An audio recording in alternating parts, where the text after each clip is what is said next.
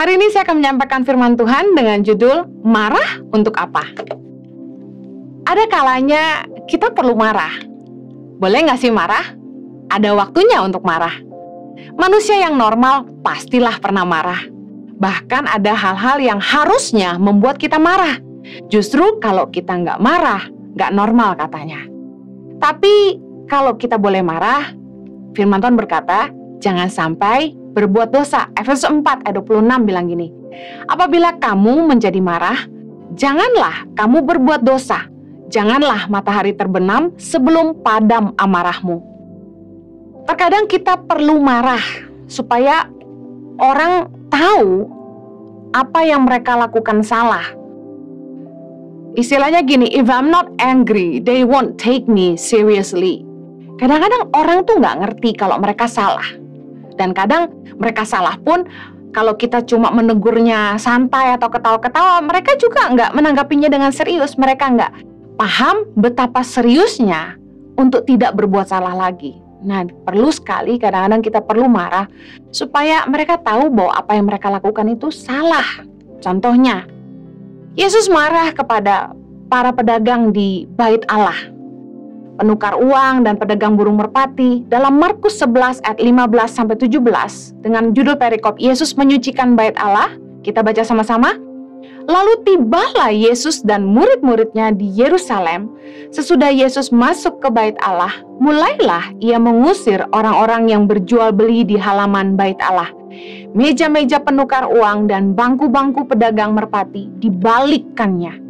Dan ia tidak memperbolehkan orang membawa barang-barang melintasi halaman Bait Allah. Ayat 17, lalu ia mengajar mereka katanya, bukankah ada tertulis, rumahku akan disebut rumah doa bagi segala bangsa, tetapi kamu ini telah menjadikannya sarang penyamun. Kita tahu bahwa di Alkitab banyak sekali kejadian berulang kali Yesus marah. Salah satunya kepada pedagang burung merpati dan meja-meja penukar uang. Nah, kenapa Yesus marah kepada para pedagang di Bait Allah? Anda masih tahu kronologisnya begini. Sesuai tradisi, perayaan Paskah orang Yahudi itu diadakan setiap tahun di Bait Allah di Yerusalem. Makna perayaan itu untuk memperingati keluarnya umat Israel dari tanah Mesir. Pada saat itu setiap umat Yahudi, diaspora, mereka datang dari seluruh penjuru dunia, datang berkumpul di Bait Allah. Nah, karena perjalanan yang jauh, tentu mereka tidak bisa membawa hewan kurban, dan mereka juga membawa uang dengan mata uang asing, sehingga ketika mereka sampai di Bait Allah, mereka itu harus membeli korban hewan yang disediakan di pelataran Bait Allah, dan juga mereka harus menukarkan uang mereka karena mereka harus membayar pajak Bait Allah. Nah, untuk mempermudah semua itu, para pemimpin agama Yahudi mengizinkan penjualan hewan korban dan penukaran uang. Nah, apa yang membuat Yesus marah adalah ini. Para pedagang bekerja sama dengan pimpinan Bait Allah, yaitu para imam, ahli Taurat, dan orang Farisi, untuk mencari keuntungan atas nama Bait Allah. Karena itu, hewan kurban yang dijual di sana bisa berlipat ganda harganya. Karena itu, tidak heran Yesus katakan bahwa mereka menjadikan Bait Allah sarang penyamun. Nah, ketika Yesus marah, Yesus menjungkir balikan meja-meja itu dan mengusir mereka. Dari bahasa tubuh Yesus, kita tahu bahwa Yesus marah sekali. Kalau sampai marah, sampai menjungkirkan meja, betapa marahnya Yesus bisa kita bayangkan hari ini. Nah, Yesus tuh marah sama orang-orang yang munafik, yang mencari keuntungan dengan kedok pelayanan. Mereka mengatasnamakan Bait Allah untuk mencari keuntungan. Boleh nggak kita marah? Kita boleh marah yang mendidik.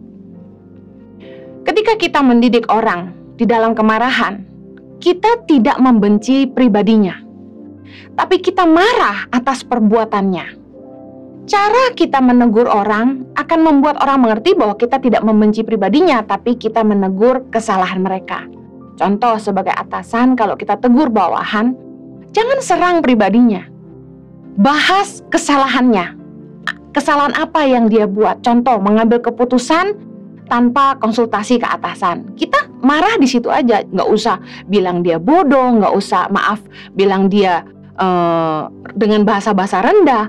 Kita hanya akan membuat orang merasa tertuduh, dan itu bukan poinnya.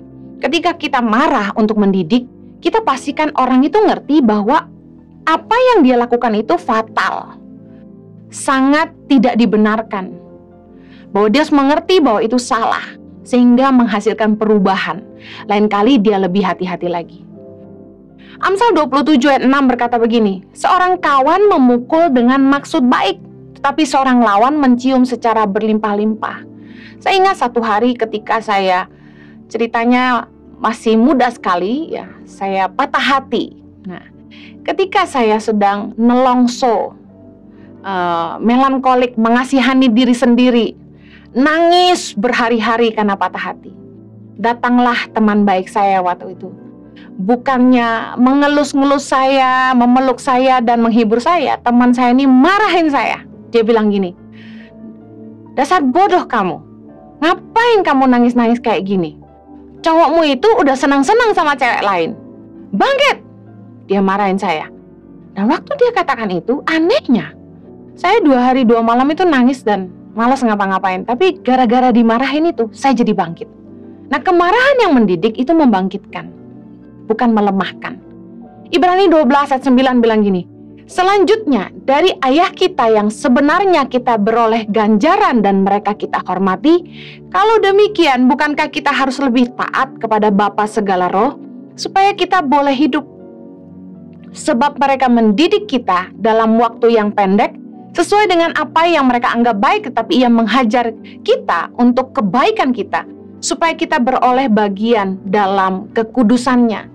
Tuhan sendiri senantiasa mendidik kita, menghajar kita untuk kebaikan kita, kata firman Tuhan. Banyak proses-proses yang Tuhan izinkan terjadi dalam hidup kita untuk mendidik kita, bukan? Kemarahan yang mendidik itu menyelamatkan masa depan. Contoh, orang tua dengan anak. Amsal 13 ayat 24 berkata gini, siapa tidak menggunakan tongkat benci kepada anaknya, tetapi siapa mengasihi anaknya, menghajar dia pada waktunya. Ada waktunya kita memeluk, ada waktunya kita memuji, tapi ada waktunya juga kita menegur, ada waktunya juga kita marah. Marah itu dibutuhkan untuk menyadarkan orang akan kesalahan, sehingga kita bisa menyelamatkan masa depan anak-anak kita. Dia harus mengerti bahwa dia salah, supaya dia tidak jalan ke arah yang salah. Nah, firman Tuhan berkata begini, dalam Amsal 29:15, tongkat dan teguran mendatangkan hikmat, tapi anak yang dibiarkan mempermalukan ibunya. Kalau kita bilang orang tua yang baik adalah orang tua yang gak pernah marah, justru firman Tuhan berkata gini, anak yang dibiarkan mempermalukan ibunya, justru yang mendapat tongkat dan teguran itu yang jadi cerdas. Kalau Anda mau punya anak-anak yang berhikmat, didiklah mereka dengan tongkat dan teguran, bukan untuk membunuh mereka, tapi untuk menyelamatkan jiwa mereka. Amsal 23:13, jangan menolak didikan dari anakmu, ia tidak akan mati kalau engkau memukulnya dengan rotan. Engkau memukulnya dengan rotan, tapi engkau menyelamatkan nyawanya dari dunia orang mati. Kadang ada orang tua yang terlalu cuek, yang gak banyak bicara. Mereka pikir, kamu sudah besar, kamu bisa pikir sendiri. Tetapi sebenarnya anak-anak itu butuh ditegur. Mungkin waktu kita tegur, mereka marah. Tapi percayalah, teguran itu yang akan mereka ingat. Saya tidak tahu dengan Anda, tapi perjalanan hidup saya yang paling mengesankan adalah ketika saya dihukum keras oleh mama saya. Dari sepanjang perjalanan hidup saya waktu kecil didampingi mama, yang saya paling ingat adalah ketika saya duduk di depan pintu bersama mama. Mama saya itu pegang rotan kecil kemoceng gitu ya. Kepala saya tuh ditaruh kemoceng gini, harus jawab matematika dengan benar. Kalau salah, rotan itu dipukulkan ke kepala saya, kletok gitu. Saya berusaha mengingat sungguh-sungguh dan belajar sungguh-sungguh supaya jangan sampai saya dipukul dengan rotan itu. Alhasil, waktu saya ujian kenaikan kelas SMP, ijazah saya tuh untuk matematika 100. Sampai hari ini, yang saya ingat adalah pukulan rotan di kepala saya. Dari semua ajaran mama saya. Tapi yang justru paling menyakitkan itu yang paling mendidik. Dan hal yang kedua yang paling mendidik saya itu adalah ketika dari kecil sampai besar, saya tidak terbiasa ngomong kotor. Kenapa begitu? Karena mama saya, waktu kami kecil, mama saya bilang begini, Kalau kamu berani ngomong kotor, Mama akan cabein mulut kamu. Nah, saya pernah melihat anak tetangga dicabein. Itu mulutnya sampai jontor, sampai merah, nangis, teriak. Padahal anak laki-laki. Nah, saya nggak mau dicabein. Oleh karena itulah dari kecil sampai besar saya tidak terbiasa ngomong kotor. Kalau kita pikir memarahi anak adalah membuat anak benci sama kita, tergantung caranya. Kita harus marah pada waktunya. Kita harus menghajar anak pada waktunya. Ada orang tua yang selalu marah, selalu menghukum, selalu mengkritik, gak pernah muji anaknya. Kita harus ngerti kapan waktu kita marah dan bagaimana cara kita marah. Jangan pukul anak untuk menyakiti mereka, tapi pukul mereka dengan kasih sayang supaya mereka jera, mereka ngerti, mereka salah. Harus dengan kesadaran mereka tahu saya layak dipukul. Puji Tuhan kalau anak-anak kita nggak perlu terlalu sering dipukul. Tapi waktu anak-anak saya kecil, saya kasih warning. Kalau kalian berantem, kalau kalian bertengkar dan kalian saling menyakiti, Mama akan pukul. Nah, kita harus pegang omongan itu. Supaya mereka ngerti limit apa yang mereka boleh lakukan dan apa yang mereka tidak boleh lakukan. Kemarahan kita yang mendidik akan menyelamatkan anak-anak kita. Kemarahan yang membawa kepada dosa. Tadi firman Tuhan katakan kita tidak boleh marah sampai matahari terbenam. Ada kemarahan yang dianggap buruk adalah kemarahan yang tidak terkendali, berlebihan, diekspresikan dengan cara yang berbahaya bagi diri sendiri dan orang lain. Kemarahan tersebut membuat orang sulit untuk membuat keputusan yang rasional. Makanya ketika marah itu jangan bikin keputusan. Dan bahkan dapat berdampak buruk pada kesehatan. Ada orang yang saking marahnya sampai jantungan. Saking marahnya sampai darah tinggi. Nah, Amsal 29 ayat 22 bilang gini. Si pemarah menimbulkan pertengkaran. Dan orang yang lekas gusar banyak pelanggarannya. Satu hari saya pernah ngantri di sebuah tempat. Saya lupa saya sedang ngantri apa.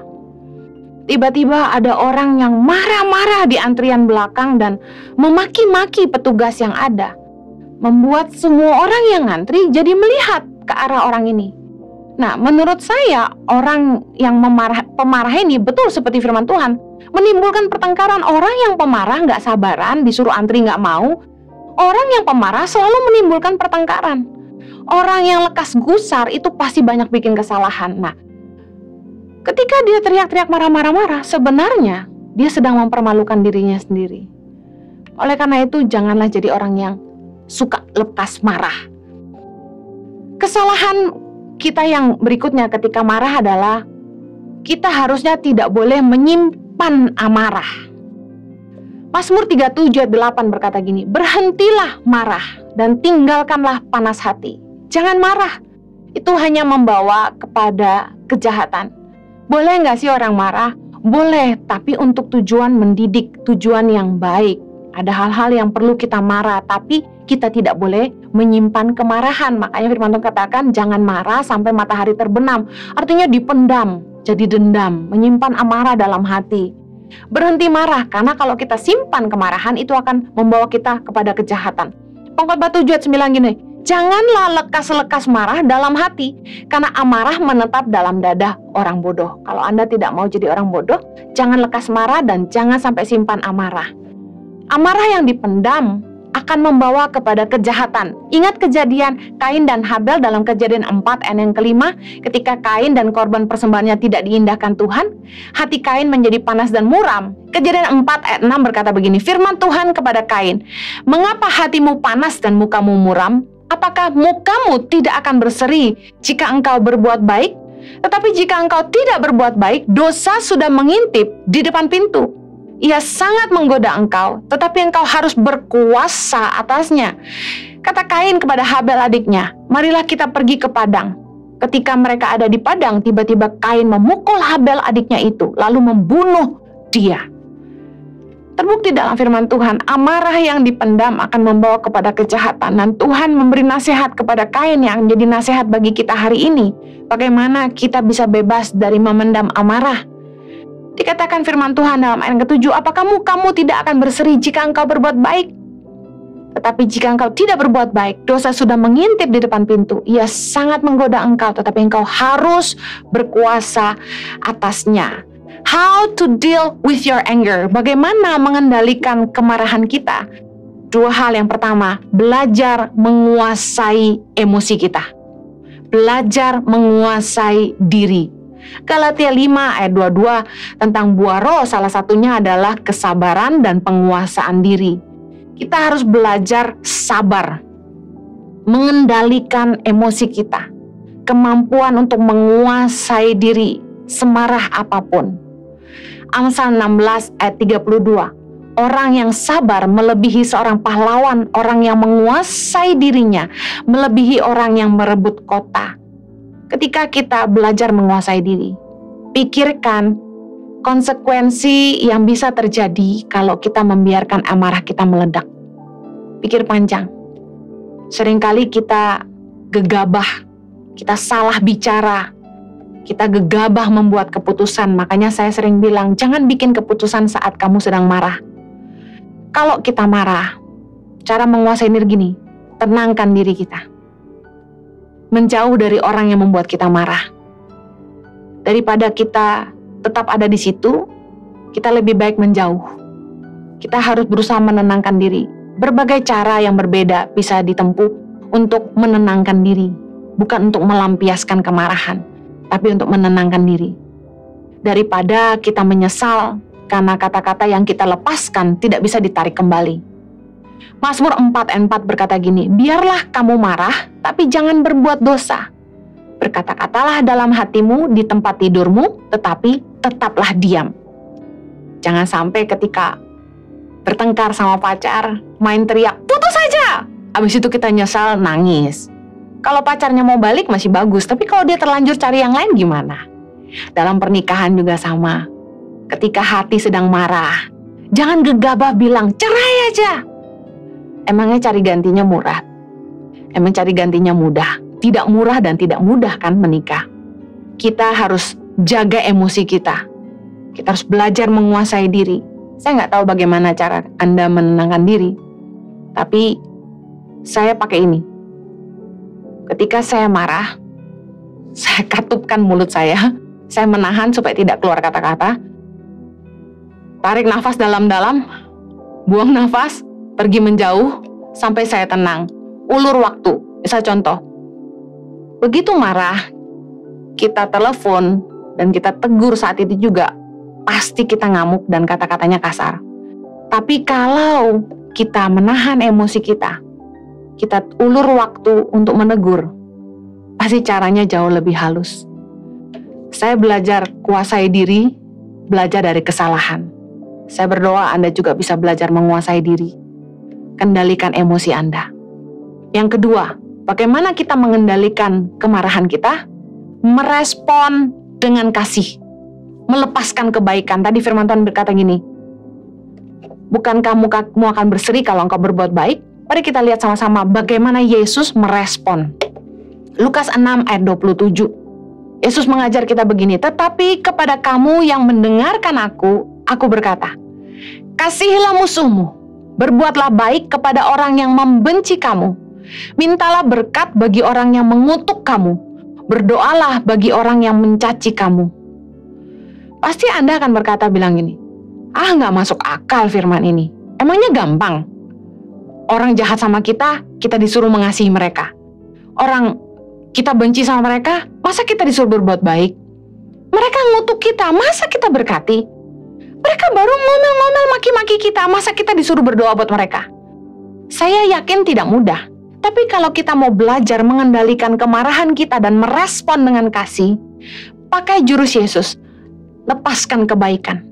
Responi dengan kasih. Kalau Anda bilang ngomong gampang, bicara itu lebih mudah daripada melakukan. Sering orang komen kayak gini di IG saya. Saya mau bilang gini, Yesus telah membuktikannya. Jesus walk what he talk. Dalam Lukas 23, 34, Yesus berkata, ya Bapa, ampunilah mereka, sebab mereka tidak tahu apa yang mereka perbuat. Ketika Yesus di atas kayu salib, kesakitan, diludahi, disiksa, difitnah, dianiaya, Semua orang melawan dia dan menyakiti dia. Bahkan ditelanjangi, dipermalukan, ditusuk lambungnya, disalib. Betapa sakitnya, kecewanya, terlukanya, semua kekecewaan yang mungkin kita pernah alami dalam hidup ini, Yesus tanggung semua.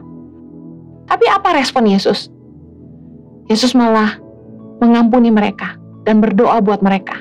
Bahkan Yesus memohonkan ampun bagi orang-orang yang telah melakukan semuanya kepada dia. Yesus berkata, Bapa, ampunilah mereka, karena mereka tidak tahu apa yang mereka perbuat. Saya percaya bahwa Yesus telah memberi teladan buat kita. Kalau kita mau, kita bisa. Beberapa kali saya coba, ketika ada orang-orang yang menyakiti saya. Entah bagaimana, Tuhan itu memberikan kemampuan oleh Roh-Nya untuk saya meresponi dengan kasih. Saya peluk orang-orang yang menyakiti saya. Dan saya katakan, saya mengasihi kamu. Berkali-kali. Dan ketika ada orang yang menyakiti saya, baik dengan kata-kata maupun perbuatan mereka, saya mendoakan mereka dari jauh. Saya memberkati mereka dan mengharapkan yang baik buat masa depan mereka. Percayalah, Tuhan itu lihat hati kita. Amin. Saya ingin tutup dari firman Tuhan ini, dampak positif dari emosi negatif. Jadi emosi itu ada dua, emosi positif dan negatif. Nah, kemarahan salah satunya dari emosi negatif. Yang saya ingin bagikan bagaimana kita bisa melihat dampak positif dari emosi negatif. Emosi kita memiliki peran yang sangat penting dalam proses berinteraksi dan pengembangan diri. Jadi kita butuh emosi kita. Nah, kebanyakan orang abai akan adanya emosi dalam dirinya maupun diri orang lain. Hal ini yang mengakibatkan menurunnya kecerdasan manusia secara emosional. Ada 4 contoh emosi yang negatif yang saya ingin tunjukkan. Hal positif apa yang kita bisa ambil dari situ? Contoh yang pertama, sedih. Kesedihan merupakan salah satu emosi negatif. Tapi bukankah ketika kita sedih justru membawa kita mendekat kepada Tuhan karena kita butuh kekuatan? Membuat kita juga belajar cara untuk bangkit, belajar mengobati diri sendiri dan membuat kita merenungkan kembali kenapa kita bisa ada di posisi ini. Yang kedua, emosi negatif, takut atau cemas. Emosi ini membuat kita ingat Tuhan ketika kita takut. Misalnya duduk di pesawat mulai goyang-goyang, kita langsung berdoa. Respon spontan yang keluar ketika orang takut adalah mereka teriak Tuhan. Orang yang takut dan cemas itu jadi ingat Tuhan dan belajar hidup mengandalkan Tuhan. Bayangin orang kalau nggak ada takutnya, nggak ada takut sama Tuhan, mereka bisa berbuat jahat. Oke, emosi negatif yang berikutnya, jijik. Ketika kita jijik kepada sesuatu, pada tikus atau apa, membuat kita mengerti bagaimana Tuhan jijik kepada dosa-dosa. Dan ketika kita lahir baru pun, kita menjadi jijik dengan perbuatan dosa kita di kehidupan yang lama. Rasa jijik itu ada positifnya. Membuat kita ngerti bahwa dosa itu menjijikkan bagi Allah. Yang terakhir, emosi negatif marah. Dapat memotivasi kita untuk mengambil tindakan dan mencari solusi terhadap berbagai hal yang mengganggu kita. Perasaan marah juga dibutuhkan untuk melindungi diri dan merespon terhadap ancaman. Saya mau tutup dengan kesaksian. Bagaimana Tuhan menggunakan emosi untuk membangkitkan kita. Bagaimana marah dapat memotivasi kita mengambil tindakan dan mencari solusi di dalam hal-hal yang membuat kita terganggu. Nah, saya ingin share bagaimana awal mula Tuhan memanggil saya. Pertama kali saya dijamah sama Tuhan itu tahun 94 di bangku SMA kelas 2. Ayat pertama yang Tuhan bisikan kepada saya oleh Roh-Nya adalah di dalam Mazmur 27 ayat 10. Sekalipun ayahku dan ibuku meninggalkan aku, namun Tuhan menyambut aku. Saya seumur-umur hidup waktu itu belum pernah baca Alkitab.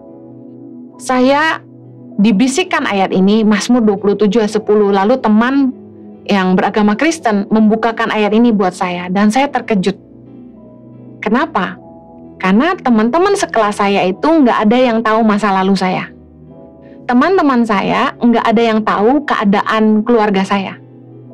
Tapi ternyata Tuhan tahu semuanya. He knows where I was hurt. Tuhan tahu di mana kita terluka.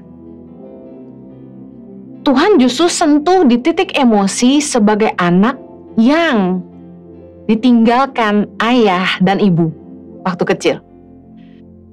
Saya jadi belajar bahwa Tuhan itu mengizinkan proses dalam hidup kita untuk melatih dan membentuk emosi kita, sehingga kita menjadi peka akan hal-hal yang Ia ingin kita kerjakan.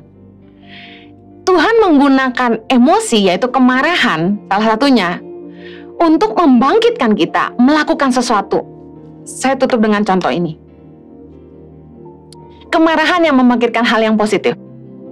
Hari ini saya tuh marah melihat ketidakadilan. Saya marah melihat penindasan. Saya marah melihat kemiskinan. Saya marah melihat kemunafikan. Saya marah melihat anak-anak yang ditelantarkan orang tua. Saya marah melihat anak-anak yang disalahgunakan oleh orang tua mereka untuk mencari nafkah. Marah melihat orang-orang yang menyalahgunakan jabatan mereka yang harusnya mereka memikirkan kesejahteraan rakyat, tapi mereka hanya memikirkan kantong dan perutnya sendiri. Mazmur 82 ayat 3. Berilah keadilan kepada orang yang lemah dan kepada anak yatim. Belahlah hak orang sengsara dan orang yang kekurangan. Ketika saya baca ayat ini, berilah keadilan kepada orang yang lemah dan kepada anak yatim. Belalah hak orang sengsara dan orang yang kekurangan. Tuhan mengizinkan saya memiliki kemarahan waktu kecil. Kemarahan yang tersimpan begitu dalam. Kekecewaan terhadap orang tua. Kemarahan karena diperlakukan tidak adil. Karena ditinggalkan. Membuat saya hari ini bangkit untuk menolong anak-anak yang ditelantarkan, untuk menolong anak-anak yang orang tuanya tidak peduli sama mereka, orang-orang yang tidak bertanggung jawab atas anak-anak mereka. Saya menolong anak-anak mereka. Saya belajar bagaimana ketika saya kuliah, saya harus berjuang sendiri untuk bisa menyelesaikan kuliah saya. Oleh karena itulah Tuhan menyentuh hati saya dan membangkitkan saya untuk menolong anak-anak dari keluarga tidak mampu supaya mereka bisa sekolah. Amarah dapat membangkitkan hal yang positif dalam diri kita karena Tuhan sanggup memakai amarah yang kita pendam dalam hati kita. Sebuah proses kehidupan yang ternyata membuat kita peka untuk mengenali apa yang Dia mau kerjakan lewat hidup kita. Saya berdoa agar firman Tuhan ini menjadi berkat bagi Anda. Mari belajar kendalikan emosimu dan percayalah kalau engkau mau sembuh, Tuhan sanggup pakai emosimu untuk mengerjakan perkara-perkara yang luar biasa bagi Dia.